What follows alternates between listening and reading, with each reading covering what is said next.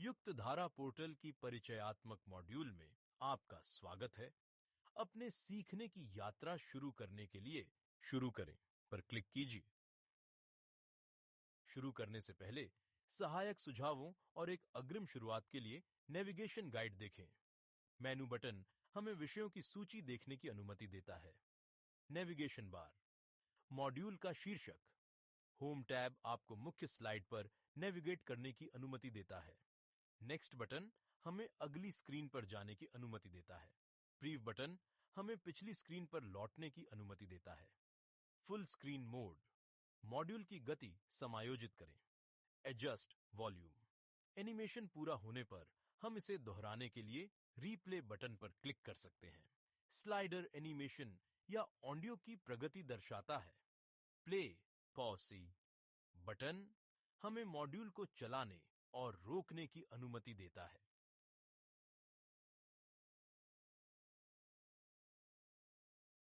युक्त धारा प्लेटफॉर्म में प्रवेश करने से पहले आइए पाठ्यक्रम मानचित्र पर एक त्वरित नजर डालें ताकि हम जान सकें कि इस ई लर्निंग मॉड्यूल में किन विषयों को शामिल किया जाएगा।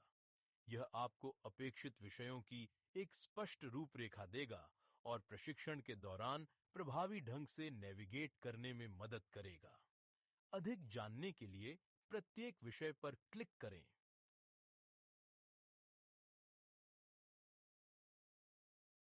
सबसे पहले हम युक्त धारा के महत्वपूर्ण भूमिका को समझने के लिए 3 सवालों के जवाब समझते हैं। भारत में ग्रामीण विकास वर्षों में काफी विकसित हुआ है, जिसमें प्रौद्योगिकी ने इसकी प्रगति को आकार देने में महत्वपूर्ण भूमिका निभाई है।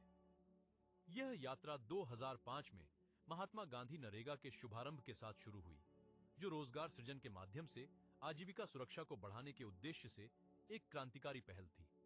साल 2005 में महात्मा गांधी राष्ट्रीय ग्रामीण रोजगार गारंटी अधिनियम या महात्मा गांधी नरेगा शुरू किया गया, जिसने रोजगार सुनिश्चित करके और जल संरक्षण संरचनाओं, सड़कों और सिंचाई चैनलों जैसे स्थायी संसाधन बनाकर ग्रामीण विकास को बदल दिया। 2016 तक रिमोट सेंसिंग और भौगोलिक सूचना प्रणाली GIS प्रौद्योगिकी के एकीकरण ने MGNRIGA की संपत्ति प्रबंधन में क्रांति ला दी। GIS ने ग्रामीण भारत में संपत्ति की जानकारी का एक एकीकृत दृश्य प्रदान किया, जिससे योजनाकारों को डेटा को कुशलतापूर्वक एकत्रित, संग्रहित और विश्लेषण करने की अनुमति मिली। अब जल ग्रहण क्षेत्र के स्थान, खेत तालाब, रिसाव टैंक और सिंचाई चैनल जैसे परिसंपत्तियों को मैप, दृश्य और अनुकूलित किया जा सकता है, जिससे बेहतर निर्णय लेने में मदद मिलती है और जमीनी स्तर पर परिसंपत्ति प्रबंधन की दक्षता और पारदर्शिता में सुधार होता है। सन 2021 में पायलट परियोजनाओं ने ग्राम पंचायत स्तर पर GIS आधारित योजना की शुरुआत की, जहां प्रति ब्लॉक 4 GIS आधारित योजनाएं विकसित की गईं। इस पहल ने ग्रामीण विकास में डेटा आधारित भूस्थानिक रूप से सूचित निर्णय लेने की नींव रखी। पायलट चरण की सफलता के बाद 2022 तक GIS आधारित योजना पूरे भारत में 2,56,000 ग्राम पंचायतों तक फैल गई थी, जो बड़े पैमाने पर ग्रामीण परिवर्तन को आगे बढ़ाने के लिए प्रौद्योगिकी की क्षमता को दर्शाती है। 2024 में युक्त धारा को इसरो NRSC के सहयोग से लॉन्च किया गया, जिससे भूस्थानिक योजना को एक एकीकृत मंच पर लाया गया। पहले ग्राम पंचायतों को GIS आधारित योजना के लिए कई उपकरणों और प्लेटफॉर्मों का उपयोग करना पड़ता था। अब युक्त धारा के साथ सब कुछ एक ही जगह पर उपलब्ध है, जिससे योजना बनाना आसान, तेज और अधिक कुशल हो गया है।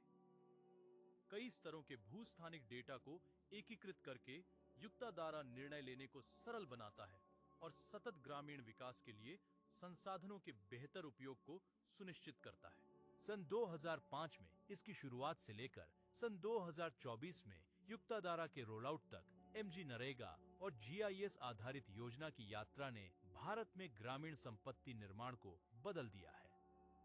युक्त धारा सिर्फ एक पोर्टल नहीं है, यह भविष्य के लिए एक दृष्टिकोण है, वैज्ञानिक, पारदर्शी और कुशल ग्रामीण योजना की ओर एक कदम है। अब आपके ज्ञान के मूल्यांकन का समय है। आगे बढ़ने के लिए नेक्स्ट पर क्लिक करें। 2024 में लॉन्च किए गए GIS आधारित नियोजन उपकरण का नाम क्या है? सही, आपने सही प्रतिक्रिया का चयन किया।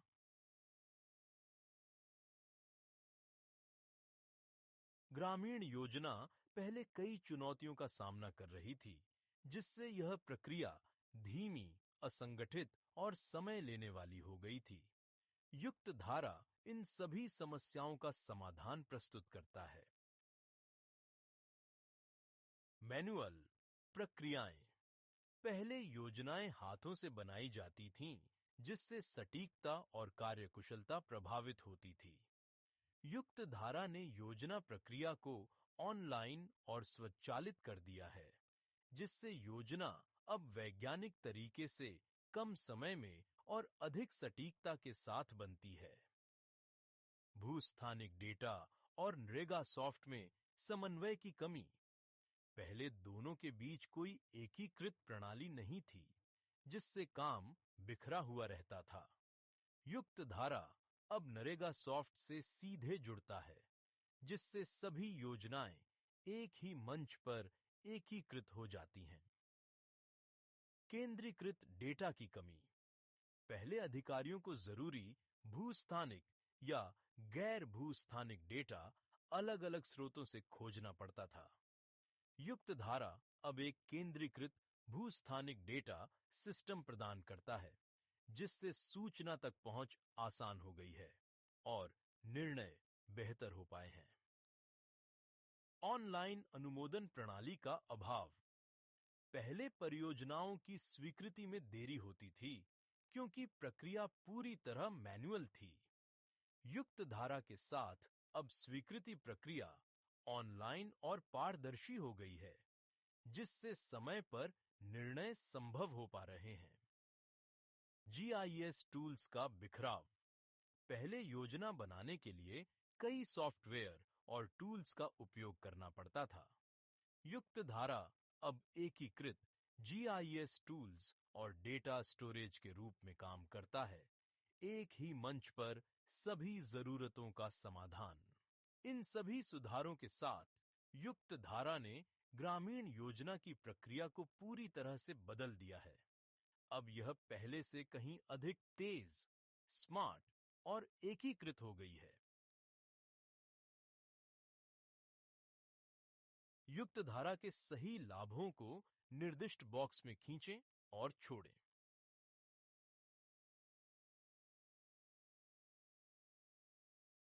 वह सही है। बहुत खूब। युक्त धारा GIS उपकरणों को एकीकृत करके, अनुमोदन को सुव्यवस्थित करके और वैज्ञानिक निर्णय लेने के लिए डेटा को केंद्रीकृत करके ग्रामीण नियोजन को बढ़ाती है। युक्त धारा एक भूस्थानिक योजना पोर्टल है, जिसे महात्मा गांधी मनरेगा के तहत निर्णय लेने की प्रक्रिया को सशक्त बनाने के लिए विकसित किया गया है। यह योजना प्रक्रिया को 4 चरणों में विभाजित करता है। परिचय, फेमिलियराइजेशन, योजना निर्माण, प्लानिंग, अनुमोदन, अप्रूवल और अंतिम रूप देना, फाइनलाइजेशन, जिनमें कुल 9 चरण शामिल हैं। अधिक जानने के लिए प्रत्येक विषय पर क्लिक करें।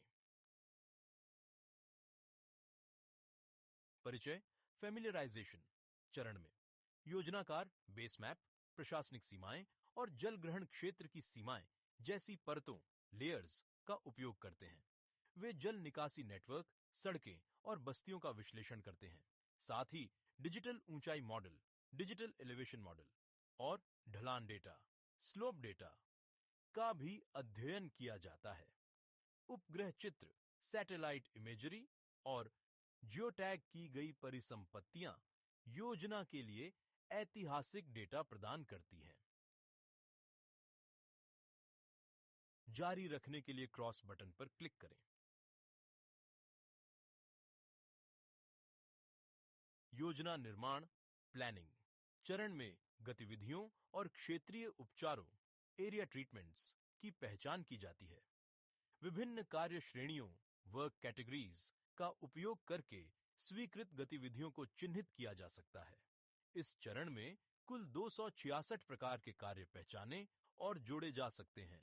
मल्टी थीमेटिक लेयर्स और ओवरले विश्लेषण के माध्यम से, साथ ही इस चरण में उपलब्ध टूल्स का उपयोग कर क्षेत्रीय उपचार के स्थानों की पहचान की जा सकती है।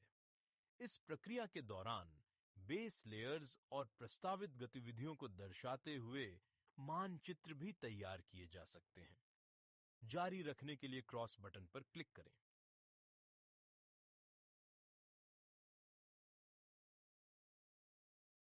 अनुमोदन चरण सटीकता और पारदर्शिता सुनिश्चित करता है। क्षेत्रीय उपचार के संभावित स्थानों के साथ तैयार किए गए मानचित्र ग्राम सभा को भेजे जाते हैं ताकि गतिविधियों के उपयुक्त स्थानों की पहचान की जा सके। भागीदारी आधारित मूल्यांकन प्रक्रिया के तहत यह मानचित्र ग्राम पंचायत और ग्राम सभा के समक्ष प्रस्तुत किया जाता है ताकि वे इसकी जांच कर सकें और अतिरिक्त सुझाव दे सकें। इसके बाद पहचानी गई गतिविधियों को ब्लॉक स्तर के अधिकारियों के पास गुणवत्ता जांच और अनुमोदन के लिए भेजा जाता है। जारी रखने के लिए क्रॉस बटन पर अंतिम रूप देना चरण में स्वीकृत योजनाओं को संग्रहित किया जाता है। वार्षिक कार्य योजना एनुअल एक्शन प्लान एएपी को सुरक्षित रखा जाता है, जो ऑनलाइन संग्रहण या डाउनलोड के लिए उपलब्ध होती है। इसके साथ ही एक अंतिम कार्य सूची तैयार की जाती है, जिसमें वर्ष भर के लिए अनुमोदित गतिविधियों की सूची शामिल होती है, जिसे निगरानी और क्रियान्वयन के उद्देश्य से उपयोग किया जाता है। जारी रखने के लिए क्रॉस बटन पर क्लिक करें।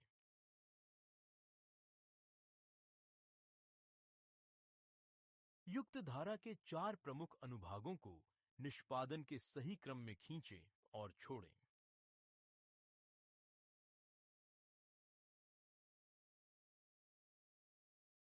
वह सही है। बहुत खूब। युक्त धारा एक संरचित 4 अनुभाग प्रक्रिया का पालन करती है, जिसकी शुरुआत परिदृश्य परिचित होने से होती है, जिसके बाद योजना, अनुमोदन और अंतिमकरण होता है। 2016 में एमजी नरेगा में कौन सी प्रमुख तकनीक एकीकृत की गई थी?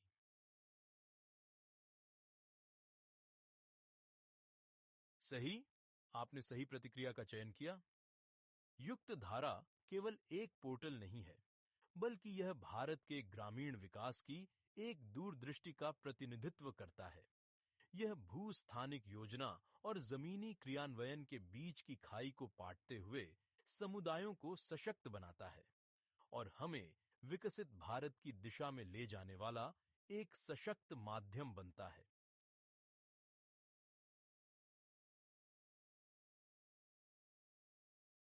आइए युक्त धारा पोर्टल में और गहराई से समझते हैं। युक्त धारा पोर्टल इस तरह से डिजाइन किया गया है कि जीपी प्लानर और ब्लॉक अप्रूवर के अलग अलग लॉगिन हों, जिससे एक संरचित कार्य प्रवाह सुनिश्चित होता है, जहां प्लानर योजनाएं बना सकते हैं और ब्लॉक अधिकारी गतिविधियों की समीक्षा और अनुमोदन कर सकते हैं। अब आइए पोर्टल को विस्तार से देखें। आप पोर्टल में 2 लॉगिन का उपयोग करके लॉग इन कर सकते हैं, जीपी प्लानर लॉगिन या ब्लॉक अप्रूवर लॉगिन। लॉगिन करने पर भुवन योजना उपकरण ऊपर बाएं कोने में दिखाई देता है, जबकि उपयोगकर्ता नाम और लॉग आउट विकल्प ऊपर दाएं कोने में दिखाई देते हैं। एक भाषा चयन विकल्प ऊपर दाएं कोने में उपलब्ध है, जो उपयोगकर्ताओं को योजना के किसी भी चरण में भाषाएं बदलने की अनुमति देता है। होम स्क्रीन पर राज्य, जिला, ब्लॉक और पंचायत जैसी प्रमुख प्रशासनिक जानकारी दिखाई जाती है। आगे बढ़ने से पहले इन विवरणों की पुष्टि करना महत्वपूर्ण है। योजना शुरू करने के लिए click here to start planning button पर क्लिक करें, जो आपको पहले चरण पर ले जाता है। इस बटन के नीचे एक संक्षिप्त मेनू सभी योजना चरणों का संक्षिप्त अवलोकन प्रदान करता है, जिससे प्रक्रिया के माध्यम से आसान नेविगेशन होता है।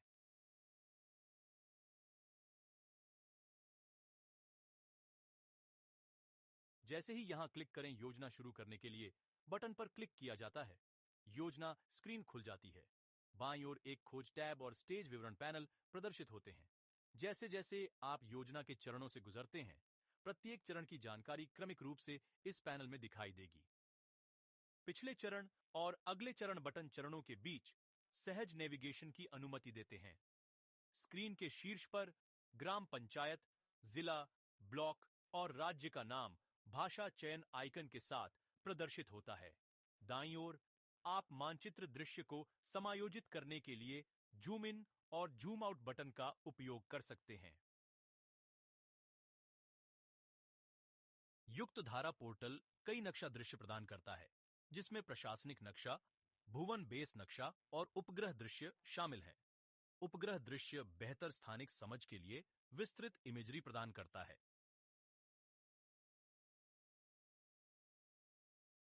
पोर्टल में योजना की सटीकता बढ़ाने के लिए कई उपयोगी उपकरण शामिल हैं। कंटूर विवरण जनरेशन उपयोगकर्ताओं को निर्दिष्ट ऊंचाई के साथ एक कंटूर मानचित्र प्रदर्शित करने के लिए एक अंतराल सेट करने की अनुमति देता है। लेयर जोड़ें, raster, KML, shape file, WMS और CSV फाइलों सहित कई प्रारूपों को अपलोड करने का समर्थन करता है। भू प्रोफाइल दो बिंदुओं के बीच ऊंचाई का विश्लेषण करने में मदद करता है, जिसकी अधिकतम लंबाई 10 किलोमीटर है। भू लंबाई रेखा के साथ प्रदर्शित होती है और उपयोगकर्ता प्रोफाइल की एक CSV फाइल डाउनलोड कर सकते हैं। चयन को हटाने के लिए साफ पर क्लिक करें। कैचमेंट टूल जल ग्रहण क्षेत्रों की पहचान के लिए एक जल निकासी मानचित्र उत्पन्न करता है। सूचना टूल आइकन किसी विशेष स्थान का विवरण प्रदान करता है जब उस पर क्लिक किया जाता है। चयनित स्थान को हटाने के लिए चयन साफ करें पर क्लिक करें। लेयर डिस्प्ले टैब को बंद करने के लिए लेयर आइकन पर फिर से क्लिक करें। अगले योजना चरण में जाने के लिए दाएं तीर बटन पर क्लिक करें, जो त्वरित नेविगेशन के लिए एक शॉर्टकट के रूप में कार्य करता है। मानचित्र में आवश्यक घटक भी शामिल हैं, जैसे दिशा के लिए उत्तर तीर, दूरी मापने के लिए स्केल बार। जैसे ही हम कर्सर को क्षैतिज और लंबवत रूप से ले जाते हैं, अक्षांश देशांतर मान बदलता है। युक्त धारा पोर्टल निम्नलिखित में से किस उपयोगकर्ता के लिए डिजाइन नहीं किया गया है? सही, आपने सही प्रतिक्रिया का चयन किया। अब आइए निर्देशांक और सटीकता के बारे में जानें।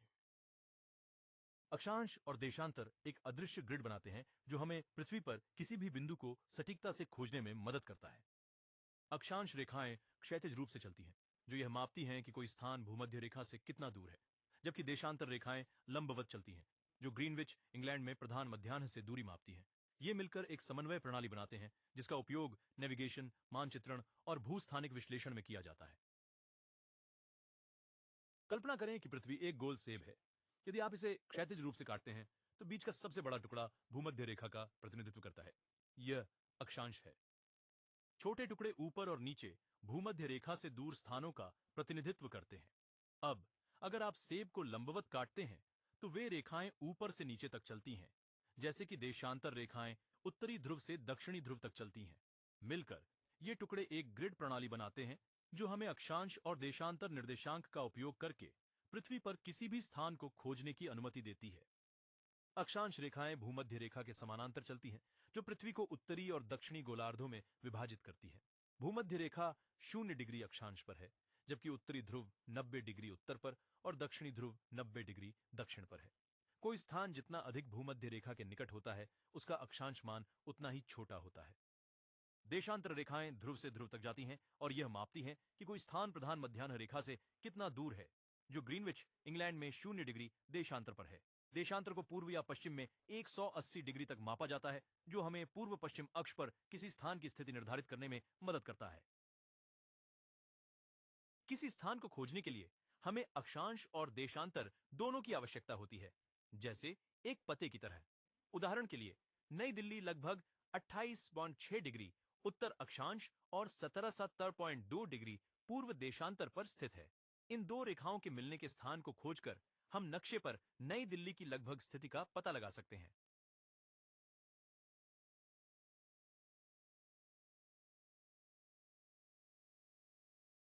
अब जब हम अक्षांश लैटिट्यूड और देशांतर लॉन्जिट्यूड की अवधारणा समझ चुके हैं, तो आइए जानें कि डिग्री, मिनट, सेकंड DMS प्रारूप को दशमलव डिग्री DD प्रारूप में कैसे बदला जाता है। यह रूपांतरण अक्सर विभिन्न एप्लीकेशन और टूल्स जैसे युक्त धारा प्लेटफॉर्म में स्थान आधारित डेटा का उपयोग करने के लिए आवश्यक होता है। कल्पना कीजिए, हमारे पास एक गोला है, जैसे कि एक पाई। हमने उसे टुकड़ों में काटा। हर टुकड़ा 1 डिग्री है। अगर हम उस डिग्री को और छोटे टुकड़ों में काटें तो वे मिनट्स बनते हैं, और अगर हम 1 मिनट को और छोटे हिस्सों में बांटें तो वे सेकंड्स कहलाते हैं। यह तरीका कंप्यूटर को यह बताने में मदद करता है कि कोई स्थान कहां है। अब हम इन डिग्री, मिनट और सेकंड को एक ही संख्या में बदलते हैं, जिसे दशमलव डिग्री, डेसिमल डिग्रीज कहते हैं। तरीका यह है, डिग्री को वैसा ही रखते हैं, मिनट को 60 से भाग देते हैं, सेकंड को 3600 से भाग देते हैं, फिर इन तीनों को जोड़ देते हैं। चलिए एक उदाहरण देखते हैं। 12 डिग्री 20 मिनट 44.16 सेकंड। 12 बराबर 12। 20 भाग 60 बराबर 0.3333। 44.16 भाग 3600 0.0122 अब इन्हें जोड़ें। 12 प्लस 0.3333 प्लस 0.0122 बराबर 12.3457। इसका मतलब है कि 12 डिग्री 20 मिनट 44.16 सेकंड 12.3457 7 डिग्री। यह संख्या हमें मानचित्र पर स्थानों की सटीक पहचान में मदद करती है। अगर आप डीएमएस को डीडी में बदलते समय और अधिक दशमलव अंकों का उपयोग करते हैं तो स्थान की सटीकता और भी अधिक हो जाती है। हम इसके बारे में अगले स्लाइड में और विस्तार से जानेंगे। जितने अधिक दशमलव स्थान, डेसिमल प्लेसेस, हम अक्षांश, लैटिट्यूड और देशांतर, लॉन्जिट्यूड में उपयोग करते हैं, हमारा स्थान उतना ही अधिक सटीक हो जाता है। 0 दशमलव स्थान लगभग 111 किलोमीटर की सटीकता, यह एक बड़े शहर की पहचान के लिए पर्याप्त होता है। 2 दशमलव स्थान लगभग 1.11 किलोमीटर तक सटीकता, छोटे शहर या कस्बों के लिए उपयुक्त। 5 दशमलव स्थान लगभग 1.1 मीटर की सटीकता, किसी निर्धारित इमारत या कमरे को पहचानने के लिए काफी है। 8 दशमलव स्थान लगभग 1.1 मिलीमीटर तक की सटीकता, यह एक चावल के दाने के आकार के बराबर होता है। इस तरह की उच्च सटीकता जीपीएस ट्रैकिंग, मैपिंग एप्लीकेशन और भूस्थानिक विश्लेषण, जियो स्पेशल एनालिसिस के लिए अत्यंत महत्वपूर्ण होती है। अक्षांश और देशांतर में दशमलव स्थानों और स्थान सटीकता के बीच संबंध का सबसे अच्छा वर्णन निम्नलिखित में से कौन सा कथन करता है? सही, आपने सही प्रतिक्रिया का चयन किया। युक्त धारा पोर्टल और इसकी कार्यक्षमताओं में गहराई से जाने से पहले आइए कुछ आवश्यक अवधारणाओं को समझने के लिए एक क्षण लें जो हमारे प्लेटफॉर्म की समझ और उपयोग को बढ़ाएंगी।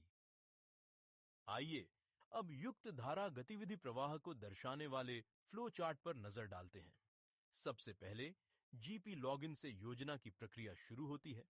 फिर हम भूदृश्य, लैंडस्केप से परिचित होते हैं, जिससे क्षेत्र की भौगोलिक विशेषताओं को समझा जाता है। इसके बाद हम गतिविधियों की पहचान करते हैं, उनके संभावित स्थान सुझाते हैं, मानचित्र डाउनलोड करते हैं और ग्राम सभा में चर्चा करके ग्राम सभा से अनुमोदन लेते हैं। ग्राम सभा से प्रस्ताव पारित, रेजोल्यूशन होने के बाद उसे पोर्टल पर अपलोड किया जाता है। इसके बाद हम GAW और गैर GAW गतिविधियों को चिह्नित करते हैं, प्राथमिकताएं तय करते हैं और योजनाओं को अनुमोदन के लिए अग्रेषित किया जाता है। ब्लॉक स्तर पर अधिकारी लॉगिन करते हैं, जीपी द्वारा तैयार योजना को स्वीकृत करते हैं और यह योजना नरेगा सॉफ्ट कार्य के रूप में पंजीकृत होती है, जिसमें अनुमान और अनुमोदन शामिल होते हैं। अंततः युक्त धारा पर तैयार की गई योजना को क्रियान्वयन, इम्प्लीमेंटेशन के लिए चुना जाता है।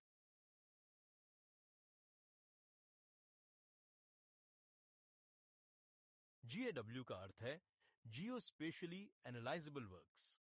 ये ऐसी गतिविधियां कार्य होते हैं जिन्हें स्थानिक डेटा और भौगोलिक उपकरणों का उपयोग करके विश्लेषित और योजनाबद्ध किया जा सकता है।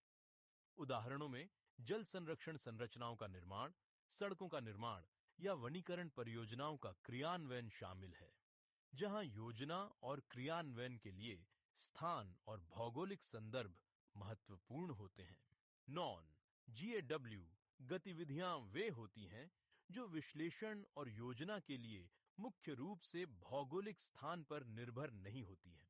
इनमें मरम्मत और नवीनीकरण, सुविधाओं का रखरखाव या ऐसे पौधारोपण कार्य शामिल हो सकते हैं जहां स्थानिक पहलू कम महत्वपूर्ण होता है। NRM गतिविधियां। NRM का अर्थ है नेचुरल रिसोर्स मैनेजमेंट। ये गतिविधियां भूमि और जल जैसे प्राकृतिक संसाधनों के सतत प्रबंधन और उपयोग पर केंद्रित होती हैं, ताकि ग्रामीण आजीविका और पारिस्थितिक संतुलन में सुधार हो सके। नॉन NRM गतिविधियां। नॉन NRM गतिविधियां वे होती हैं जो सीधे तौर पर प्राकृतिक संसाधन प्रबंधन पर केंद्रित नहीं होती हैं।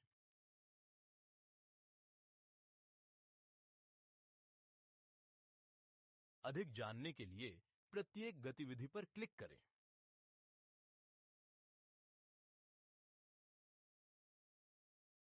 यह स्पष्ट करना महत्वपूर्ण है कि GAW जियोग्राफिकली एनालाइजेबल वर्क्स और नॉन GAW गतिविधियां किसी एक प्रकार तक सीमित नहीं हैं। GAW और नॉन GAW दोनों गतिविधियां प्राकृतिक संसाधन प्रबंधन NRM या गैर NRM गतिविधियों से संबंधित हो सकती हैं। कोई तय नियम नहीं है जो यह निर्धारित करे कि कोई GAW या नॉन GAW गतिविधि NRM या नॉन NRM गतिविधि नहीं हो सकती। नॉन GAW गतिविधियां मुख्य रूप से नियोजन के लिए भौगोलिक स्थान पर निर्भर करती हैं। सही, आपने सही प्रतिक्रिया का चयन किया। अक्षांश और देशांतर, वैश्विक नेविगेशन, GIS मैपिंग और भूस्थानिक विश्लेषण की नींव है।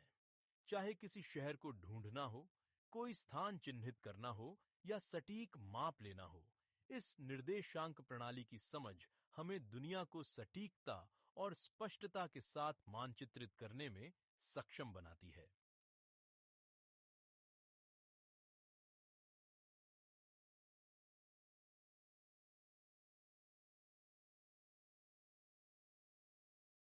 योजना मंच में आपका स्वागत है।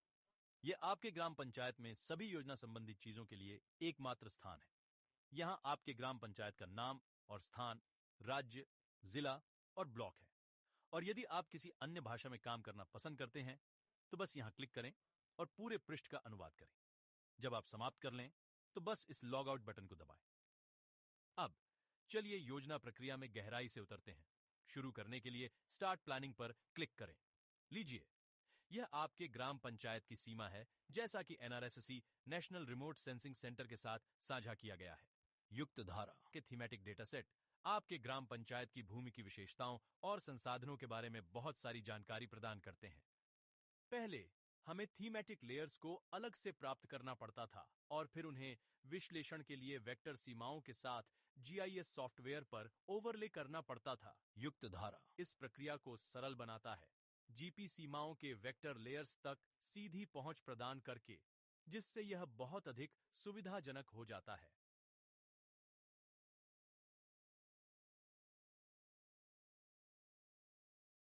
वापस स्वागत है। आइए इस प्लेटफॉर्म पर मौजूद सभी अद्भुत परतों पर करीब से नजर डालें। ये हमें हमारे ग्राम पंचायत को बेहतर समझने और समझदारी से योजनाएं बनाने में मदद करने के लिए हैं। यहाँ उन परतों की एक त्वरित सूची है जिनका हम अन्वेषण करेंगे। सीमाएं, बुनियादी ढांचा, विषयगत डेटा सेट, अन्य परतें, जियोटैग्ड संपत्तियां, समय श्रृंखला, उपग्रह इमेजरी। अब आइए प्रत्येक में गहराई से उतरें। सबसे पहले हमारे पास सीमा परतें हैं। ये हमें हमारे जिले, तालुका और यहां तक कि हमारे ग्राम पंचायत के भीतर के व्यक्तिगत गांवों की रूपरेखा दिखाती है। ये परतें हमें सीमाओं के बारे में महत्वपूर्ण जानकारी देती हैं, जो योजना बनाने के लिए महत्वपूर्ण है। अगली परतें सड़कें और बस्तियां हैं। ये हमारे ग्राम पंचायत का रोड मैप जैसी है। हम सभी प्रमुख सड़कों को देख सकते हैं, जैसे राष्ट्रीय और राज्य राजमार्ग, जो सड़कों के किनारे वृक्षारोपण की योजना बनाने जैसी चीजों के लिए महत्वपूर्ण है। और जब हम करीब से देखते हैं, तो हम सभी छोटे गांवों और बस्तियों को देख सकते हैं।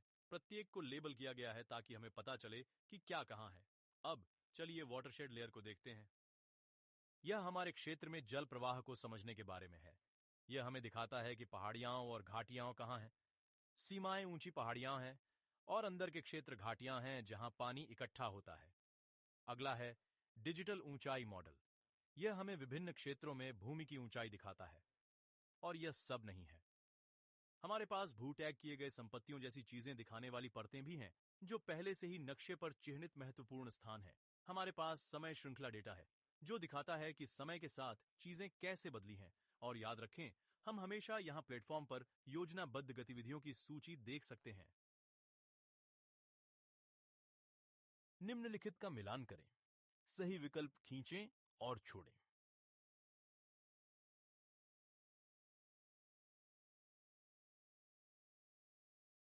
वह सही है, आपने सही प्रतिक्रिया का चयन। 4 सहायक उपकरणों के साथ थीमेटिक मानचित्रों के माध्यम से अपने क्षेत्र की खोज करें। पहले, लीजेंड उन रंगों को समझाता है जो निर्मित क्षेत्रों को लाल रंगों के साथ और विभिन्न भूमि उपयोग को लीजेंड में दर्शाए गए विभिन्न रंगों के साथ दर्शाते हैं।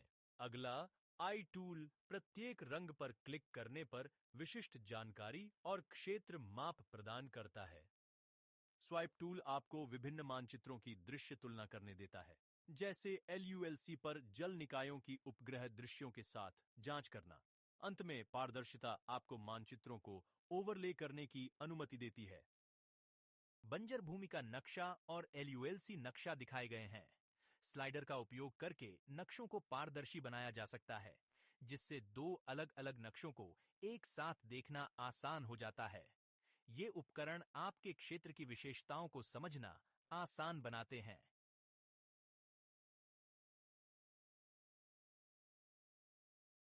उदाहरण के लिए, यदि हम क्षरण मानचित्र पर क्लिक करते हैं, तो हमारे क्षेत्र के लिए क्षरण परत तुरंत प्रदर्शित होती है। यह लीजेंड, जिसे हम इस लीजेंड बटन पर क्लिक करके एक्सेस कर सकते हैं, हमें क्षरण के विभिन्न स्तरों और उनके संबंधित रंगों को समझने में मदद करता है। हम देख सकते हैं कि हमारे ग्राम पंचायत के कुछ छोटे क्षेत्र शीट अपर्दन का अनुभव कर रहे हैं, जो हल्के भूरे रंग से संकेतित है।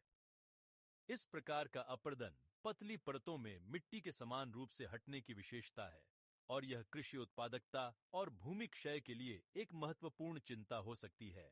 पारदर्शिता स्लाइडर का उपयोग करके हम यह प्रकट कर सकते हैं कि शीट अपर्दन दिखाने वाला क्षेत्र भी विरल वनस्पति वाले झाड़ीदार भूमि के साथ मेल खाता है। जब LULC मानचित्र को ओवरले किया जाता है, तो इसे सत्यापित किया जा सकता है। इन संबंधों को समझने से हमें उचित शमन उपायों की योजना बनाने में मदद मिल सकती है, जैसे कि वनीकरण को बढ़ावा देना या मृदा संरक्षण प्रथाओं को लागू करना। अब चलिए भू आकृति विज्ञान परत का अन्वेषण करते हैं। यह परत हमें हमारे क्षेत्र में भूमि रूपों की उत्पत्ति और प्रकार के बारे में बताती है। यह हमें भूवैज्ञानिक इतिहास और प्रक्रियाओं को समझने में मदद करती है, जिन्होंने परिदृश्य को आकार दिया है। किसी विशेष स्थान के बारे में विस्तृत जानकारी प्राप्त करने के लिए हम सूचना बटन पर क्लिक कर सकते हैं और फिर नक्शे पर एक बिंदु पर क्लिक कर सकते हैं। उदाहरण के लिए, इस बिंदु पर क्लिक करने से हमें पता चलता है कि भूमि का प्रकार अपक्षयात्मक उत्पत्ति का है, जिसका अर्थ है कि यह प्राकृतिक शक्तियों जैसे हवा और पानी द्वारा भूमि के क्षरण से बना है। यह हमें यह भी बताता है कि भू आकृति एक पैडीप्लेन कॉम्प्लेक्स है, जो एक प्रकार की हल्की ढलान वाली भूमि है। यह जानकारी विभिन्न गतिविधियों के लिए भूमि की उपयुक्तता को समझने और उसके अनुसार योजना बनाने में मूल्यवान हो सकती है। यह ध्यान देना महत्वपूर्ण है कि यह भू आकृतिक मानचित्रण 50,000 के पैमाने पर किया गया था, जिसका अर्थ है कि मानचित्र पर एक इकाई जमीन पर 50,000 इकाइयों का प्रतिनिधित्व करती है। यह पैमाना योजना उद्देश्यों के लिए विवरण और कवरेज का अच्छा संतुलन प्रदान करता है। इन थीमेटिक लेयर्स और टूल्स का उपयोग करके हम अपने ग्राम पंचायत के परिदृश्य की गहरी समझ प्राप्त कर सकते हैं और स्थायी भूमि और जल संसाधन प्रबंधन के लिए सूचित निर्णय ले सकते हैं।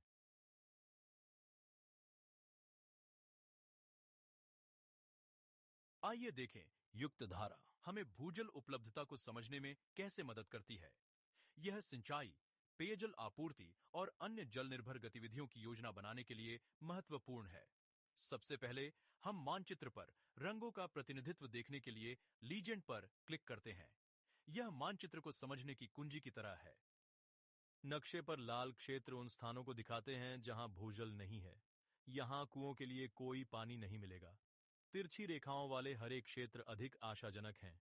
यहां की कुंजी के अनुसार हम 30 से 80 मीटर गहराई तक कुएं खोद सकते हैं और प्रति मिनट 100 से 200 लीटर पानी मिलने की उम्मीद कर सकते हैं। यह कई उपयोगों के लिए पर्याप्त है।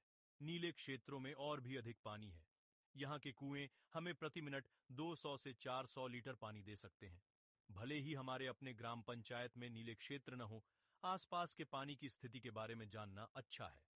अब आइए देखें कि हमारे पास किस प्रकार की भूमि है। हम जानकारी बटन पर क्लिक करते हैं और फिर नक्शे पर एक बिंदु पर क्लिक करते हैं। देखिए, यह हमें बताता है कि चट्टान का प्रकार ग्रेनाइट है और भूमि का रूप पेडिप्लेन मध्यम प्रकार है। यह हमें समझने में मदद करता है कि पानी भूमिगत कैसे चलता है और कुएं या अन्य जल संरचनाओं को कहां सबसे अच्छा स्थान दिया जा सकता है।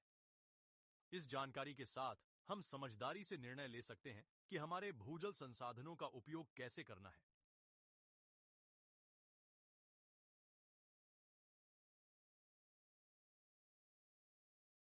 युक्त धारा भूजल संभावना मानचित्र पर क्षेत्र उन स्थानों को इंगित करते हैं जहां कुओं के लिए कोई भूजल उपलब्ध नहीं है। सही को खींचें और छोड़ें। वह सही है। आपने सही प्रतिक्रिया का चयन किया। अब आइए भूमि क्षरण परत में गहराई से जाएं। यह परत हमें उन क्षेत्रों की पहचान करने में मदद करती है जहां भूमि का क्षरण हुआ है, जो संरक्षण और पुनर्स्थापन प्रयासों को प्राथमिकता देने के लिए महत्वपूर्ण है। जैसा कि हम देख सकते हैं, हमारे ग्राम पंचायत के इस हिस्से में, जिसे हमने पहले शीट अपर्दन का अनुभव करने वाला क्षेत्र के रूप में पहचाना था, भूमि क्षरण परत में भी हाईलाइट किया गया है। यह पुष्टि करता है कि यह क्षेत्र वास्तव में भूमि क्षरण की समस्याओं का सामना कर रहा है।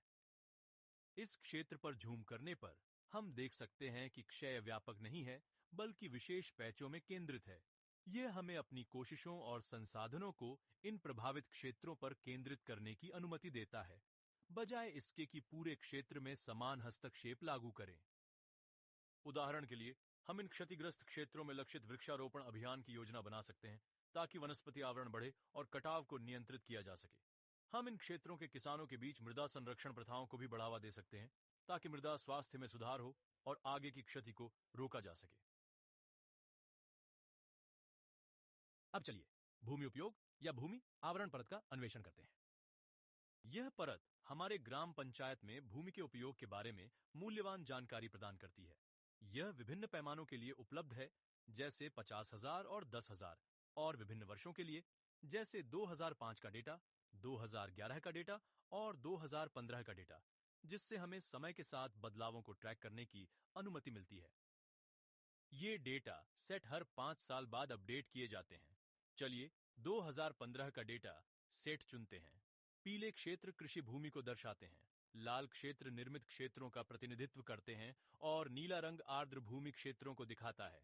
इन भिन्नताओं को बेहतर समझने के लिए चलिए पारदर्शिता या अस्पष्टता स्लाइडर का उपयोग करते हैं। अब जैसे ही हम स्लाइडर को समायोजित करते हैं, हम तुलना के लिए भूमि उपयोग और भूमि आवरण परत के नीचे उपग्रह इमेजरी को प्रकट कर सकते हैं। LULC परत को थोड़ा पारदर्शी बनाकर हम स्पष्ट रूप से देख सकते हैं कि गहरे पीले क्षेत्र बागानों वाले क्षेत्रों के अनुरूप हैं, जबकि हल्के पीले क्षेत्र कृषि भूमि हैं। किसी विशेष स्थान के बारे में अधिक विस्तृत जानकारी के लिए हम जानकारी बटन आई आइकन पर क्लिक कर सकते हैं और फिर नक्शे पर क्लिक कर सकते हैं। युक्त धारा एक रेखाचित्र मानचित्र भी प्रदान करता है, जो भूमि में प्राकृतिक दरारें और फिशर दिखाता है। ये रेखाचित्र भूजल पुनर्भरण के लिए मूल्यवान हो सकते हैं। लेजेंड बटन पर क्लिक करने से विभिन्न प्रकार के लिनियमेंट दिखाई देते हैं, जिनमें संरचनात्मक लिनियमेंट और भू आकृतिक लिनियमेंट स्वागत हैं। लिनियमेंट पानी को जमीन में रिसने का मार्ग प्रदान करता है और ड्रेनेज लाइन रिचार्ज पिट को पानी की आपूर्ति सुनिश्चित करती है। इस स्थान पर रिचार्ज पिट का निर्माण भूजल पुनर्भरण को काफी बढ़ा सकता है। जल निकासी रेखा के माध्यम से बहने वाले पानी को गड्ढे में मोड़ दिया जाएगा और यह रेखा के माध्यम से भूजल जलभृत में रिस जाएगा। यह सिर्फ एक उदाहरण है कि हम युक्त धारा में थीमैटिक मानचित्रों का उपयोग अन्य मानचित्रों के साथ कैसे कर सकते हैं ताकि परिदृश्य को समझा जा सके और प्रभावी हस्तक्षेप की योजना बनाई जा सके। विभिन्न परतों और उनके संबंधों का विश्लेषण करके हम सतत संसाधन प्रबंधन और विकास के लिए सूचित निर्णय ले सकते हैं।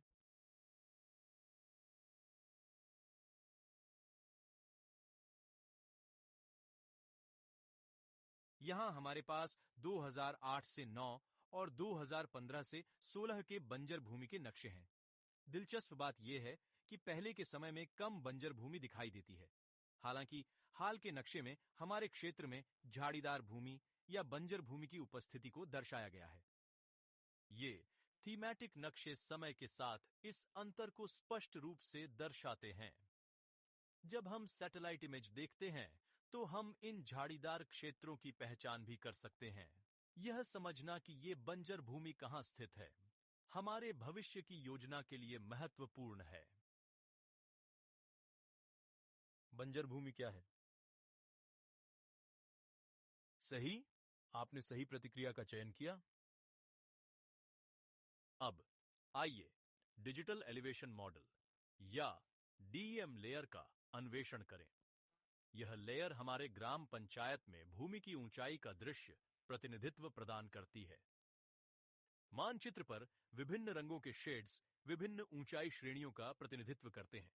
उदाहरण के लिए हमारा ग्राम पंचायत ज्यादातर हरे रंग के शेड में ढका हुआ है, जो कि लेजेंड के अनुसार 600 से 1000 मीटर की ऊंचाई श्रेणी को दर्शाता है। यदि हम झूम आउट करके भारत के उत्तरी भाग को देखें, जहां हिमालय स्थित है, तो हम देख सकते हैं कि रंग बदलकर बहुत अधिक ऊंचाई को दर्शाते हैं, जो 3000 या यहां तक कि 4000 मीटर से अधिक है। डीएम हमें भूभाग में उतार चढ़ाव को भी देखने में मदद करता है। हम समतल भूमि को दर्शाने वाले चिकने क्षेत्र और पहाड़ी या लहरदार भूभाग को दर्शाने वाले अधिक बनावट वाले क्षेत्र देख सकते हैं। यह जानकारी बुनियादी ढांचा परियोजनाओं की योजना बनाने, जल प्रवाह के पैटर्न को समझने और विभिन्न गतिविधियों के लिए भूमि की उपयुक्तता का आकलन करने के लिए महत्वपूर्ण है। ऊंचाई से आगे बढ़ते हुए चलिए जल निकासी परत की जांच करते हैं। यह परत हमारे ग्राम पंचायत में जल नेटवर्क का व्यापक दृश्य प्रदान करती है। लीजेंड्स बटन पर क्लिक करने से जल निकासी की विभिन्न विशेषताएं और उनके संबंधित प्रतीक दिखाई देते हैं। हम देख सकते हैं कि वितरक नहरें हरे रंग की रेखाओं से काले शीर्ष के साथ दर्शाई गई हैं, मुख्य नहरें नीली रेखाओं से गहरे नीले किनारों के साथ, और नदियां और धाराएं नीली रेखाओं की विभिन्न चौड़ाई से।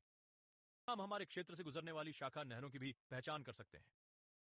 बेस मैप के संबंध में जल निकासी नेटवर्क को अधिक स्पष्ट रूप से देखने के लिए हम लेयर्स बटन पर क्लिक कर सकते हैं।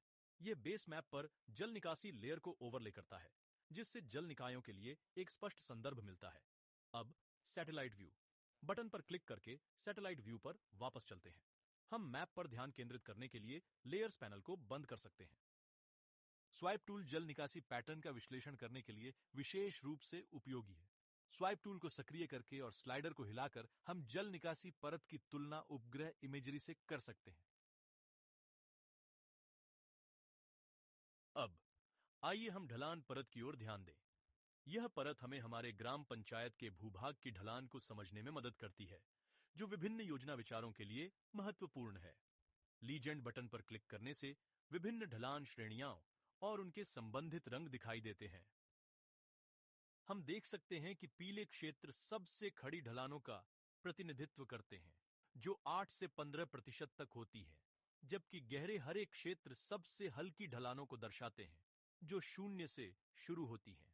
नक्शे को देखते हुए हम देख सकते हैं कि हमारे ग्राम पंचायत में विभिन्न प्रकार की ढलानें हैं, जो हल्की से मध्यम तक हैं।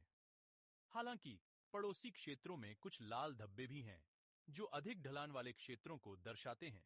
यह समझने के लिए कि इन क्षेत्रों में अधिक ढलान क्यों है, हम स्वाइप टूल का उपयोग कर सकते हैं। स्वाइप टूल को सक्रिय करके और स्लाइडर को हिलाकर हम ढलान परत की तुलना उपग्रह इमेजरी के साथ कर सकते हैं। जैसे ही हम स्वाइप करते हैं, हम देख सकते हैं कि लाल पैच पहाड़ी क्षेत्रों के साथ मेल खाते हैं। यह समझ में आता है क्योंकि पहाड़ी क्षेत्रों में स्वाभाविक रूप से समतल या पठारी क्षेत्रों की तुलना में अधिक ढलान होती है। भूभाग की ढलान को समझना विभिन्न योजना पहलुओं के लिए महत्वपूर्ण है। उपग्रह इमेजरी और अन्य विषयगत परतों के साथ ढलान परत का विश्लेषण करके हम भूभाग और विभिन्न भूमि उपयोग प्रथाओं और विकास गतिविधियों के लिए इसके प्रभावों की व्यापक समझ प्राप्त कर सकते हैं। जल संभर विश्लेषण में डिजिटल एलिवेशन मॉडल डीएमएस की क्या भूमिका है? सही, आपने सही प्रतिक्रिया का चयन किया। युक्त धारा की जियो टैग की गई डेटा परत हमारे क्षेत्र में मौजूदा परियोजनाओं और गतिविधियों के बारे में जानकारी प्रदान करके काम की पुनरावृत्ति से बचने में मदद करती है। हम वित्तीय वर्ष और श्रेणी के अनुसार डेटा को फिल्टर कर सकते हैं ताकि विशेष परियोजनाओं पर ध्यान केंद्रित किया जा सके। उदाहरण के लिए, चलिए वर्ष 2021 और श्रेणी पेयजल का चयन करते हैं। जियोटैग किए गए बिंदु पर क्लिक करने से परियोजना के विवरण सामने आते हैं। उदाहरण के लिए, यह बिंदु एक आरकेवीवाई परियोजना का प्रतिनिधित्व करता है, जहां एक महिला किसान को कृषि मशीनरी प्राप्त हुई। हम परियोजना के विवरण देख सकते हैं, जिसमें पूरा किया गया कार्य और अन्य संबंधित जानकारी शामिल है। परियोजना विवरण के बाहर क्लिक करने पर हम देख सकते हैं कि हमारे क्षेत्र में कई अन्य आरकेवीवाई परियोजनाएं हैं। यह जानकारी हमें उन क्षेत्रों की पहचान करने में मदद कर सकती है जहां समान हस्तक्षेप की आवश्यकता हो सकती है या जहां हम मौजूदा प्रयासों को आगे बढ़ा सकते हैं। जियोटैग डेटा लेयर बिना भ्रम या दोहराव के गतिविधियों की योजना बनाने के लिए एक मूल्यवान उपकरण है।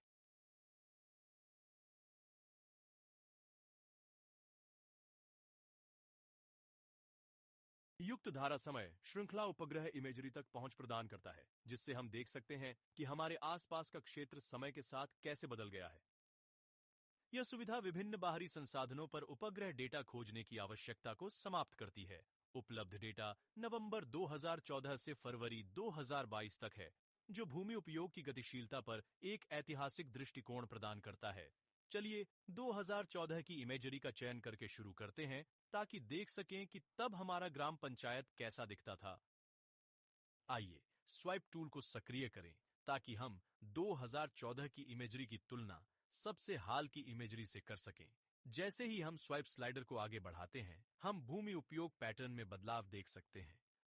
उदाहरण के लिए, इस क्षेत्र में हम देख सकते हैं कि 2014 में मौजूद एक छोटा जलाशय वर्तमान में अतिक्रमित हो गया है।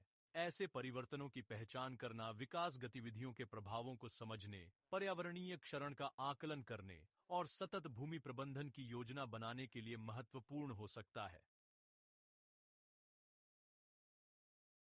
युक्त धारा आपके ग्राम पंचायत के विकास के लिए प्रस्तावित की जा सकने वाली अनुमत गतिविधियों की एक व्यापक सूची प्रदान करता है। यहां क्लिक करने से एक पीडीएफ दस्तावेज डाउनलोड होता है, जिसमें गतिविधियों की पूरी सूची शामिल है, जिन्हें जीएडब्ल्यू भौगोलिक रूप से विश्लेषणीय कार्य और गैर जीएडब्ल्यू गैर भौगोलिक रूप से विश्लेषणीय कार्य के रूप में वर्गीकृत किया गया है। प्रत्येक गतिविधि को आसान पहचान के लिए एक श्रेणी आईडी और एक प्रतीक दिया गया है। उदाहरण के लिए, ब्लॉक वृक्षारोपण को हरे पत्ते के प्रतीक द्वारा दर्शाया गया है। दस्तावेज में कार्य प्रकार, लाभार्थी प्रकार, गतिविधि प्रकार और प्रत्येक श्रेणी के अंतर्गत अनुमत कार्यों के बारे में भी विवरण दिया गया है। युक्त धारा आपको अपने डेटा को CSV प्रारूप में अपलोड करने की अनुमति देता है। इसका मतलब है कि हम फील्ड में एकत्रित गतिविधियों के स्थानों को उनके नाम और अक्षांश मासद देशांतर निर्देशांक के साथ अपलोड कर सकते हैं। इन स्थानों को फिर स्क्रीन पर संदर्भ के लिए ओवरले किया जा सकता है जब गैर जीएडब्ल्यू गतिविधियां जोड़ी जा रही हों। अगले चरण पर जाने से पहले ग्राम पंचायत प्रस्ताव अपलोड करना आवश्यक है। गतिविधियों के चित्रण को सक्षम करने के लिए ग्राम पंचायत प्रस्ताव आवश्यक है। गैर जीएडब्ल्यू गतिविधियों के लिए ड्रॉ टूल केवल तभी सक्रिय होगा जब ग्राम पंचायत प्रस्ताव अपलोड किया जाएगा और प्लेटफॉर्म यह त्रुटि संदेश प्रदर्शित करेगा। दाहिने ओर के विवरणों को खींचें और बाएं ओर के सही परत और विशेषता के बगल में छोड़ें।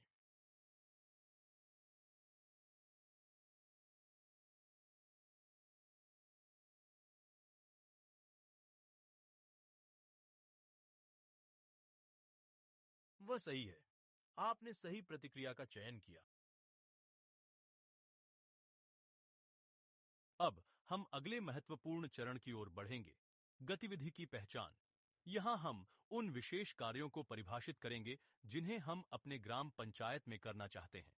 जैसा कि पहले उल्लेख किया गया था, गतिविधियों को मुख्य रूप से दो प्रकारों में वर्गीकृत किया गया है, जेडब्ल्यू और गैर जेडब्ल्यू। तो इन श्रेणियों के तहत हमें विभिन्न विकल्प मिलते हैं, जैसे मास्टर वर्क श्रेणी, प्रमुख कार्य प्रकार, लाभार्थी प्रकार, गतिविधि प्रकार, कार्य प्रकार और अनुमेय कार्य प्रकार। पहले हम GAW श्रेणी पर ध्यान केंद्रित करते हैं। कार्य वर्गीकरण को समझने के लिए अगले स्लाइड पर चलते हैं। मास्टर वर्क श्रेणी सबसे व्यापक वर्गीकरण है और हमारे पास यहां 4 श्रेणियां हैं। श्रेणी ए, NRM से संबंधित सार्वजनिक कार्य। श्रेणी बी, कमजोर वर्गों के लिए व्यक्तिगत संपत्तियां।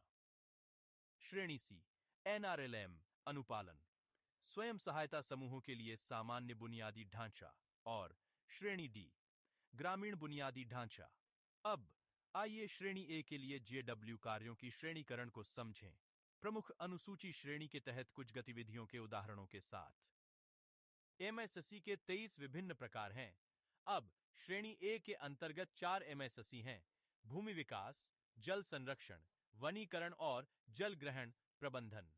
चलिए भूमि विकास का चयन करते हैं। अगला, हमारे पास लाभार्थी प्रकार हैं। 3 लाभार्थी प्रकार हैं: समुदाय, व्यक्ति और समूह। इस उदाहरण के लिए हम समुदाय का चयन करेंगे और फिर गतिविधि प्रकारों को परिभाषित करेंगे। 3 गतिविधि प्रकार हैं: 1, निर्माण या वृक्षारोपण या विकास या पुनः प्राप्ति। 2, नवीनीकरण, मरम्मत और रखरखाव। निर्माण या वृक्षारोपण या विकास या पुनः प्राप्ति चुनने के बाद हमें कार्य प्रकार चुनना होता है। कुल मिलाकर 39 कार्य प्रकार हैं। इस मामले में हमारे चयनित श्रेणियों के तहत हमारे पास 2 कार्य प्रकार हैं, बंध और भूमि से संबंधित कार्य। बंड्स चुनने के बाद हम अनुमत कार्यों की ओर बढ़ते हैं। कुल 266 अनुमत कार्य हैं। अनुमेय कार्यों की श्रेणी के तहत हम समुदाय के लिए परिधीय खेत बंध या खेत बंध के निर्माण जैसे विकल्प चुन सकते हैं। यह निर्माण पत्थर प्रकार, कंकड़ प्रकार या मिट्टी प्रकार का हो सकता है। यह ध्यान रखना महत्वपूर्ण है कि इन अनुमेय कार्यों से जुड़े नंबर उन प्रविष्टियों को संदर्भित करते हैं जो हमने पहले गतिविधि सूची में देखी थीं। आप इन विशिष्ट कार्यों के बारे में अधिक जानकारी प्राप्त करने के लिए उस सूची का संदर्भ ले सकते हैं। चलिए देखते हैं कि युक्तधारा पोर्टल में इस जानकारी को कैसे लागू किया जाए। पिछले स्लाइड में हमने चरित्र चित्रण के बारे में सीखा। यदि हम सार्वजनिक कार्यों के तहत बंडिंग करना चाहते हैं, तो मास्टर कार्य श्रेणी प्राकृतिक संसाधन प्रबंधन से संबंधित सार्वजनिक कार्य होगी। प्रमुख श्रेणी भूमि विकास होगी। लाभार्थी प्रकार समुदाय होगा और गतिविधि प्रकार निर्माण, वृक्षारोपण, विकास और पुनः प्राप्ति होगा। कार्य प्रकार में हम बंड्स का चयन कर सकते हैं और यहां अनुमत कार्य में हम पत्थर की परिधीय या खेत या फील्ड बंड के निर्माण का चयन कर सकते हैं। जब हम गतिविधि जोड़ें पर क्लिक करेंगे तो यह गतिविधि जोड़ी जाएगी। एक बार जब वह गतिविधि जोड़ दी जाती है तो यह यहां प्रदर्शित होगी। इसी तरह हम एक या अधिक गतिविधियों का चयन कर सकते हैं। यदि आप सार्वजनिक कार्यों के तहत समुदाय के लिए बंडिंग कार्य करना चाहते हैं, तो आप युक्त धारा प्लेटफॉर्म में निम्नलिखित में से कौन सा विकल्प चुनेंगे?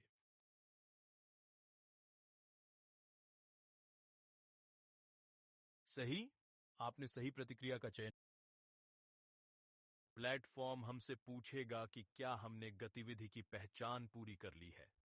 हम अगले चरण में जाएंगे, क्षेत्र उपचार की पहचान। इस चरण के 3 महत्वपूर्ण भाग हैं। पहला भाग है विश्लेषण। जब हम स्टोन पेरिफेरल बंड के निर्माण टैब पर क्लिक करते हैं, तो प्लेटफॉर्म हमें उस गतिविधि के संभावित स्थानों को निर्धारित करने, ड्रॉ करने और पिछले जियोटैग डेटा विकल्प के लिए टैब प्रदान करता है। जब हम संभावित स्थानों पर क्लिक करते हैं तो प्लेटफॉर्म हमें नियम सेट देता है। उदाहरण के लिए, बंड निर्माण के लिए नियम सेट ये निर्दिष्ट कर सकते हैं कि बंड कृषि भूमि और फसल भूमि में बनाए जा सकते हैं। ढलान 3 डिग्री से अधिक और 8 डिग्री से कम हो सकता है, या यह 8 डिग्री से अधिक और 15 डिग्री से कम हो सकता है। मिट्टी का प्रकार, मिट्टी किसी भी प्रकार की हो सकती है, या यदि आवश्यक हो तो हम एक विशेष मिट्टी का प्रकार निर्दिष्ट कर सकते हैं। प्लेटफॉर्म नियमों को रीसेट करने की संभावना भी प्रदान करता है, जिससे उपयोगकर्ता अपनी विशेष आवश्यकताओं और स्थानीय परिस्थितियों के आधार पर मानदंडों को समायोजित कर सकते हैं। कुछ गतिविधियों जैसे निर्माण के लिए अतिरिक्त मानदंड हो सकते हैं। हमारे उदाहरण में मंच यह निर्दिष्ट करता है कि निर्माण गतिविधियों के लिए वर्षा 600 मिलीमीटर से अधिक होनी चाहिए। फिर ग्रेडेड बंड का उपयोग इसे सुरक्षित करने के लिए किया जाता है। इन सभी जानकारियों के साथ अब हम अपनी चुनी हुई गतिविधि के संभावित स्थानों की जांच कर सकते हैं। प्लेटफॉर्म लागू नियम सेट के आधार पर मानचित्र पर इन संभावित स्थानों को हाईलाइट करेगा।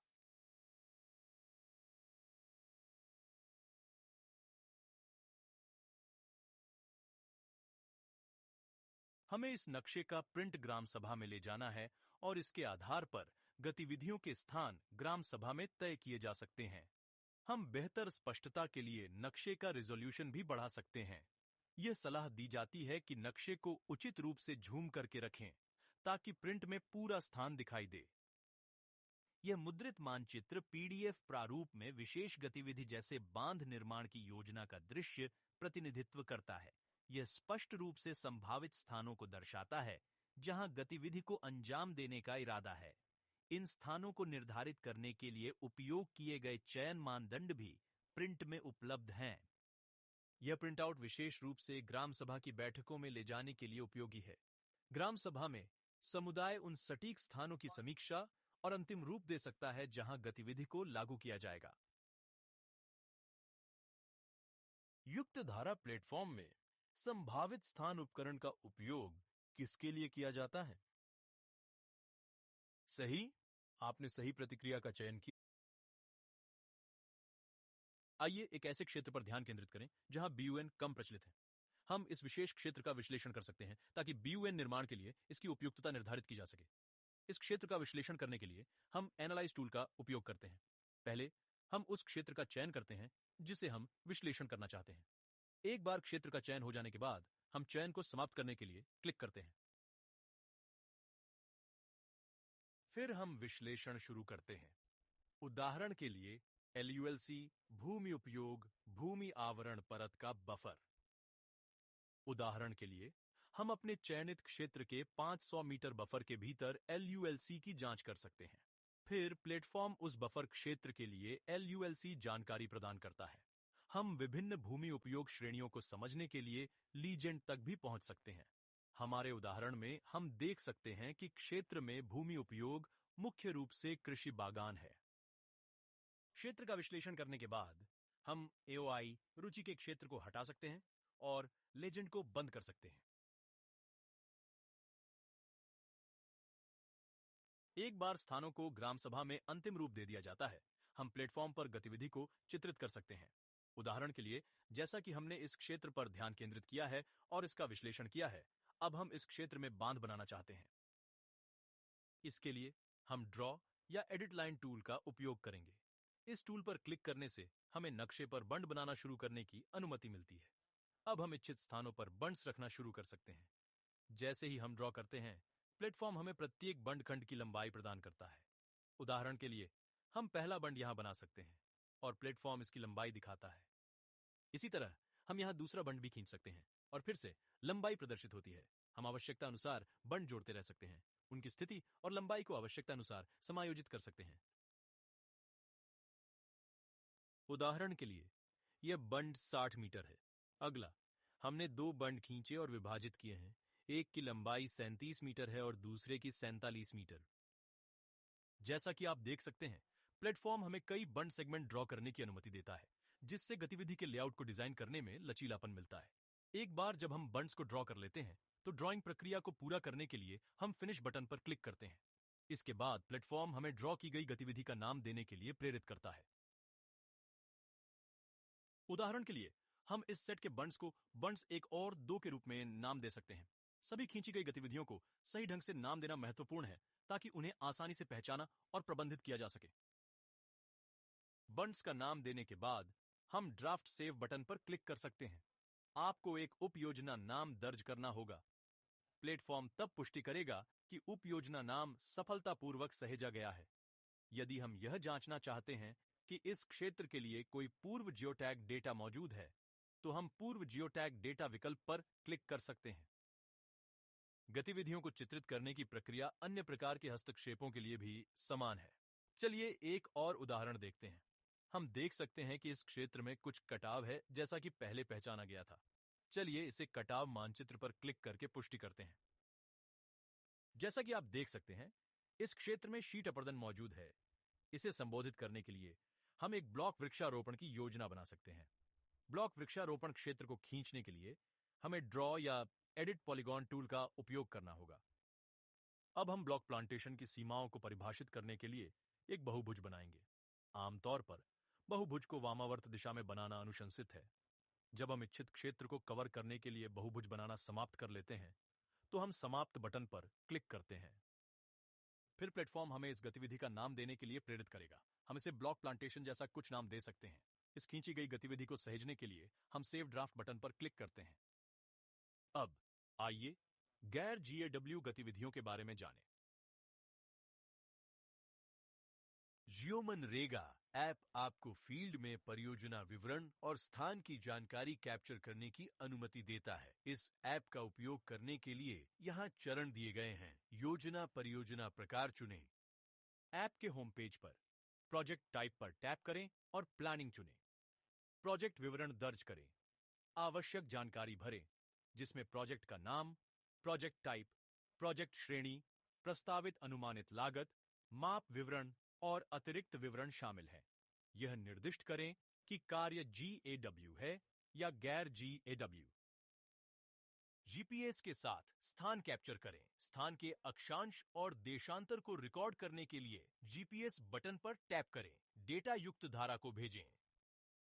संग्रहित विवरण को युक्त धारा पोर्टल पर भेजने के लिए भेजें बटन दबाएं। युक्त धारा में CVSV उपलब्धता ऐप डेटा को स्वचालित रूप से स्थानांतरित करेगा, जिससे यह युक्त धारा पोर्टल के CVSV टैब के अंतर्गत सुलभ हो जाएगा।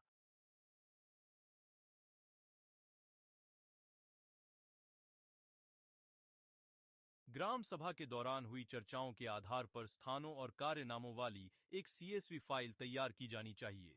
यह फाइल युक्ता डेटा पोर्टल पर गतिविधियों को प्लॉट करने के लिए आधार के रूप में काम करेगी।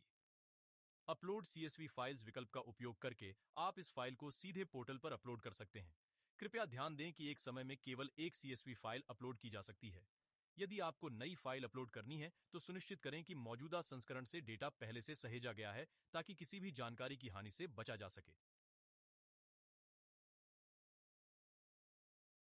केवल CSV फाइल और GP प्रस्तावना अपलोड करने के बाद ही हम गैर GAW गतिविधियां जोड़ सकते हैं। एक बार जब हम CSV फाइल और GP प्रस्तावना अपलोड कर लेते हैं, तो हम गैर GAW कार्य जोड़ने के लिए आगे बढ़ सकते हैं। आइए देखें कि यह कैसे करना है।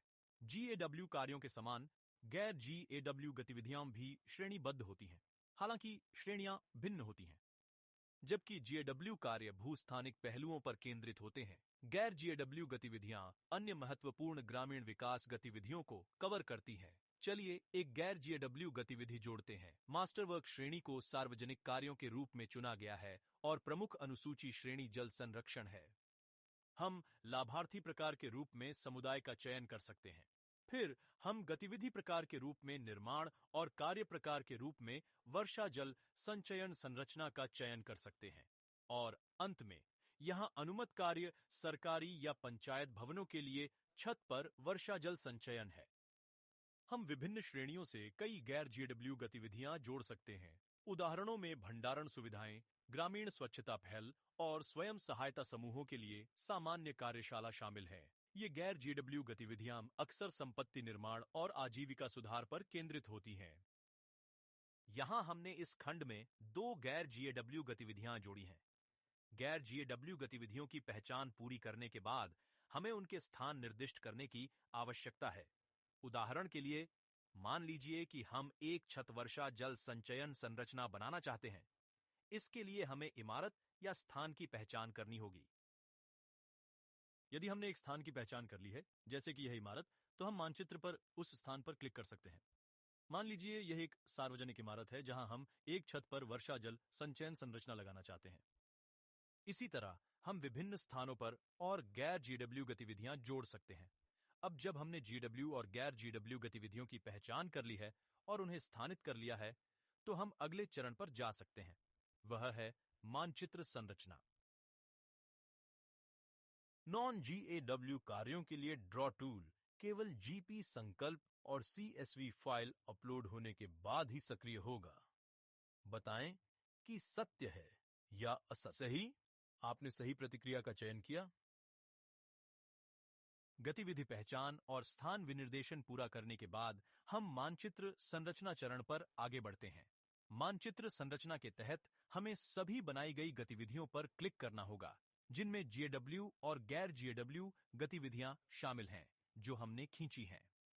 इस चरण में हम अंतिम आउटपुट में शामिल करने के लिए विशिष्ट परतों और जानकारी को प्रदर्शित करने के लिए मानचित्र को कॉन्फ़िगर करेंगे। यहां हमें उन परतों का चयन करना होगा जिन्हें हम अपने मानचित्र पर प्रदर्शित करना चाहते हैं। ये हमें मानचित्र को अनुकूलित करने और प्रासंगिक जानकारी को उजागर करने की अनुमति देता है। उदाहरण के लिए, हम दृश्य पृष्ठभूमि प्रदान करने के लिए उपग्रह छवि का चयन करेंगे। हमें गांवों और बस्तियों के स्थान दिखाने के लिए बस्तियों की परत की भी आवश्यकता है। फिर हम उन गतिविधियों का चयन करेंगे जिन्हें हमने खींचा है। अंतिम मानचित्र उत्पन्न करने से पहले यह सुनिश्चित करना महत्वपूर्ण है कि सीमा परत स्पष्ट रूप से दिखाई दे। यह हमारे योजना के भौगोलिक क्षेत्र को परिभाषित करने में मदद करता है। हम डाउनलोड पीडीएफ विकल्प पर क्लिक करके मानचित्र आउटपुट उत्पन्न कर सकते हैं। पीडीएफ मानचित्र चयनित परतों को प्रदर्शित करेगा, जिसमें संख्याओं या प्रतीकों द्वारा पहचानी गई गतिविधि स्थान और अन्य प्रासंगिक भौगोलिक विशेषताएं शामिल हैं। यह मानचित्र संरचना चरण को पूरा करता है। प्राथमिकता देने के लिए हमें सेव्ड एक्टिविटी पर क्लिक करना होगा। यहां हम उन सभी गतिविधियों की सूची देख सकते हैं जिन्हें हमने पहचाना और नक्शे पर दर्शाया है। आगे बढ़ने से पहले यह सुनिश्चित करना आवश्यक है कि जीपी प्रस्तावना जोड़ी गई है, क्योंकि यह योजनाबद्ध गतिविधियों के लिए आधिकारिक अनुमति प्रदान करती है। हमें यह भी सभी गतिविधियों की समीक्षा करनी होगी ताकि यह सुनिश्चित हो सके कि वे सही हैं। एक बार जब हमने गतिविधियों की समीक्षा कर ली और यह सुनिश्चित कर लिया कि सूची सही है, तो हम प्रत्येक गतिविधि को प्राथमिकता देने के लिए आगे बढ़ सकते हैं। प्राथमिकताएं निर्धारित करने के लिए हम प्लेटफॉर्म के इंटरफेस का उपयोग करके गतिविधियों को महत्व के क्रम में रैंक कर सकते हैं। चलो, प्राथमिकताएं निर्धारित करना शुरू करते हैं। हम प्रत्येक गतिविधि के लिए एक अद्वितीय संख्या देंगे। यह ध्यान रखना महत्वपूर्ण है कि प्राथमिकताएं ग्राम पंचायत द्वारा लिए गए निर्णयों और समुदाय की विशिष्ट आवश्यकताओं के अनुसार आवश्यकतानुसार बदली जा सकती हैं।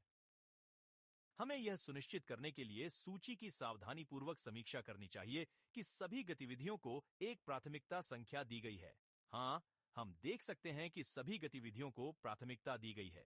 एक बार जब हमने सभी गतिविधियों को प्राथमिकता दे दी है, तो हम आगे की समीक्षा और अनुमोदन के लिए योजना को ब्लॉक स्तर के अधिकारी को प्रस्तुत कर सकते हैं। जीएडब्ल्यू और नॉन जीएडब्ल्यू संक्षिप्त रूप किसके लिए हैं?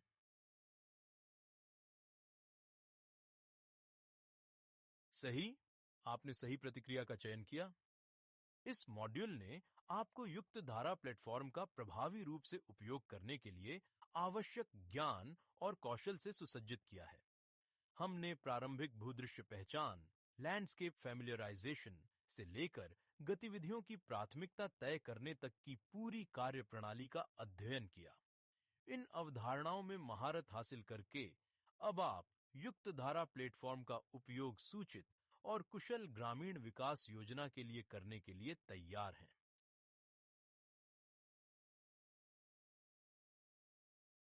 अब चलिए ब्लॉक स्तरीय अनुमोदक के लिए लॉगिन देखते हैं। लॉगिन करने के बाद आपको एक डैशबोर्ड दिखाई देगा जिसमें पंचायत के नाम और आपके अनुमोदन की प्रतीक्षा कर रही योजनाएं दिखाई देंगी।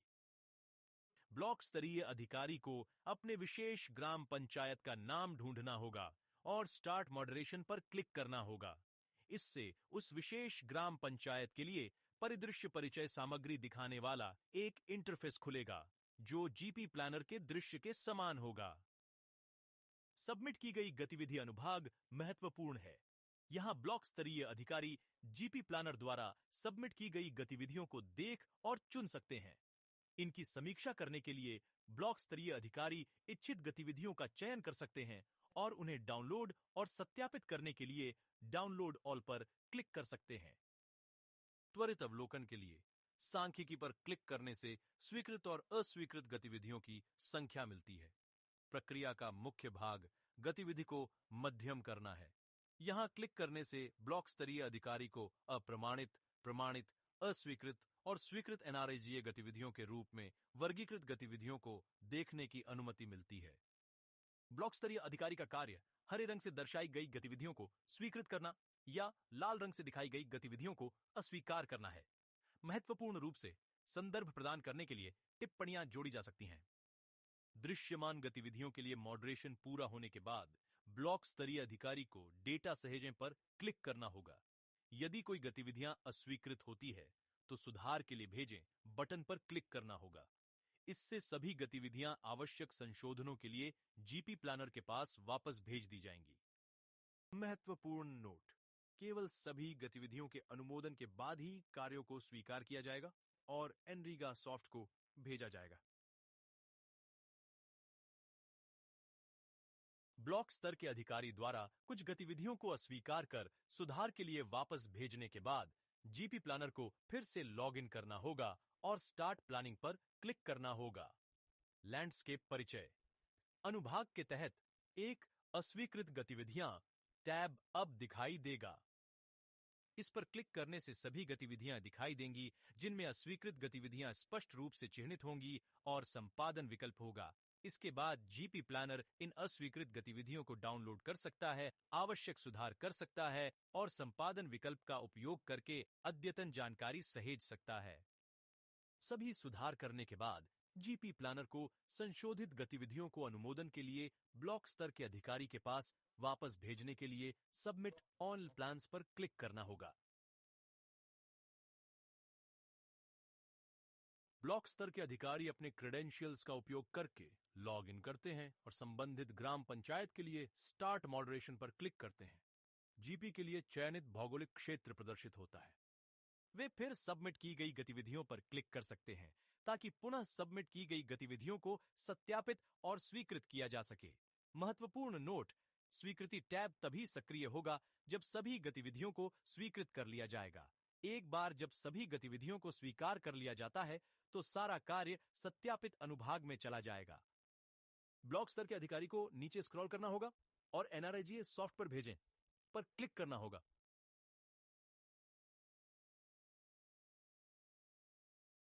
अब चलिए एनरेगा सॉफ्ट इंटरफेस को देखते हैं। एनरेगा सॉफ्ट में जीपी स्तर के डेटा एंट्री लॉगिन के भीतर वर्क्स मॉड्यूल में एक अलग कार्य निर्माण लिंक प्रदान किया गया है। एनरेगा सॉफ्ट के भीतर युक्त धारा पोर्टल में जीआईएस योजना अनुमोदन के माध्यम से स्वीकृत कार्य का चयन करना होता है। इसमें युक्त धारा नामों की सूची से चुनना शामिल है। काम का चयन करने के बाद युक्त धारा को एनरेगा सॉफ्ट में कार्य फॉर्म पूरा करना होगा, आवश्यक विवरण प्रदान करना होगा और फिर कार्य बनाना होगा। कार्य फॉर्म में प्रमुख कार्य श्रेणी, प्रमुख शीर्षक, अधिनियम का अनुसूची, लाभार्थी का प्रकार, गतिविधि का प्रकार, कार्य प्रकार, अनुमेय कार्य, कार्य रिज प्रकार, खाता संख्या, प्लॉट संख्या और कई अन्य फील्ड शामिल हैं। सभी आवश्यक जानकारी प्रदान करने के बाद युक्त धारा एनरेगा सॉफ्ट में कार्य बना सकता है। अंत में एनरेगा सॉफ्ट द्वारा वित्तीय वर्ष के अनुसार वर्गीकृत स्वीकृत योजनाएं एनरेगा सॉफ्ट से स्वीकृत अनुभाग में प्रदर्शित की जाएंगी। इसी तरह स्वीकृति लंबित योजनाएं भी दिखाई जाएंगी। अंतिम रूप देना चरण में स्वीकृत योजनाओं को संग्रहित किया जाता है। वार्षिक कार्य योजना एनुअल एक्शन प्लान एएपी को सुरक्षित रखा जाता है, जो ऑनलाइन संग्रहण या डाउनलोड के लिए उपलब्ध होती है। इसके साथ ही एक अंतिम कार्य सूची तैयार की जाती है जिसमें वर्ष भर के लिए अनुमोदित गतिविधियों की सूची शामिल होती है, जिसे निगरानी और क्रियान्वयन के उद्देश्य से उपयोग किया जाता है। एक ब्लॉक स्तरीय अधिकारी युक्तधारा पोर्टल में कैसे लॉगिन करता है? सही, आपने सही प्रतिक्रिया का चयन किया। अब हम उधारा पोर्टल का उपयोग करके ग्रामीण विकास कार्यों की योजना और कार्यान्वयन में शामिल मुख्य चरणों का सारांश प्रस्तुत करते हैं। योजना प्रक्रिया आमतौर पर जीपी प्लानर के लॉगिन क्रेडेंशियल्स का उपयोग करके लॉगिन करने से शुरू होती है। एक महत्वपूर्ण पहला कदम परिदृश्य से परिचित होना है, जहां उपयोगकर्ता ग्राम पंचायत की विशेषताओं का अन्वेषण करता है। इसमें विभिन्न मानचित्र परतों का उपयोग शामिल है। उपयोगकर्ता विभिन्न प्रकार की सीमाओं को एक्सेस और ओवरले कर सकते हैं। प्लेटफॉर्म विषयगत मानचित्र भी प्रदान करता है, जैसे भूमि उपयोग, कटाव, भूजल और कई अन्य विषयगत मानचित्र। इसके अलावा उपयोगकर्ता जियोटैग की गई जानकारी देख सकते हैं और उपग्रह इमेजरी का उपयोग कर सकते हैं। परिदृश्य परिचय के बाद उपयोगकर्ता गतिविधि पहचान की ओर बढ़ता है, जिसमें GAW और गैर GAW गतिविधियों को परिभाषित करना शामिल है। GAW गतिविधियों के लिए प्रणाली पूर्व निर्धारित नियम सेट के आधार पर स्वचालित संभावित स्थान प्रदान कर सकती है। उत्पन्न मानचित्र ग्राम सभा को GAW और गैर GAW योजनाओं की स्वीकृति के लिए प्रस्तुत किए जाते हैं। केवल जीपी प्रस्ताव अपलोड होने के बाद ही उपयोगकर्ता स्वीकृत GAW गतिविधियों को नक्शे पर खींच सकता है। CSV फाइल अपलोड करना महत्वपूर्ण है, जिसके बाद पॉइंट्स लेयर प्रदर्शित होगी और हम गैर GAW गतिविधियों को जोड़ना शुरू कर सकते हैं। फिर उपयोगकर्ता नक्शा तैयार करता है और ब्लॉक स्तर की स्वीकृति के लिए प्रस्तुत करने से पहले प्रत्येक गतिविधि को प्राथमिकता देता है।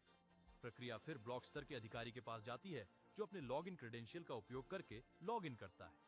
ब्लॉक स्तर का अधिकारी प्रस्तावित गतिविधियों की समीक्षा, स्वीकृति या अस्वीकृति कर सकता है। अस्वीकृत गतिविधियों को सुधार के लिए जीपी उपयोगकर्ता के पास वापस भेज दिया जाता है। स्वीकृत योजनाएं अंततः नारागा सॉफ्ट को भेजी जाती हैं, जहां कार्य बनाया जाता है और अनुमान उत्पन्न किए जाते हैं। नारागा सॉफ्ट स्वीकृत कार्यों की सूची प्रदर्शित करता है। युक्त धारा पर यह पाठ्यक्रम 5 प्रमुख मॉड्यूल को कवर करता है। सबसे पहले परिचयात्मक भाग इसकी उत्पत्ति, उद्देश्य और महत्व का अन्वेषण करता है।